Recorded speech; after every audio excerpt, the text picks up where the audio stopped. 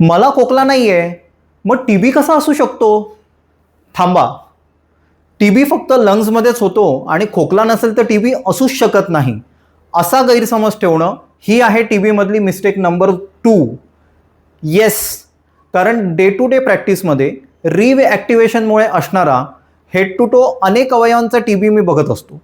यामध्ये ब्रेनचा टी बी, हार्टवरच्या पेरिकार्डियमचा टी बी, पोटाचा, हाडाचा, मणक्यांचा, गळ्यातल्या लिम्फ नोडच्या ग्लँड्सचा, असे अनेक अवयवांचा टी बी होणं शक्य आहे. इनफॅक्ट या सर्व कंडिशन्समध्ये टी बी सस्पेक्ट आणि डायग्नोज करण्यामध्ये उशीर झाल्यामुळे ट्रीटमेंटला उशीर होऊन कॉम्प्लिकेशनची रिस्क ही वाढत असते. म्हणून टी बीबद्दल हा गैरसमज टाळा आणि टी बी विरुद्ध एक महत्त्वाचे पाऊल पुढे घ्या. Stay informed, stay healthy.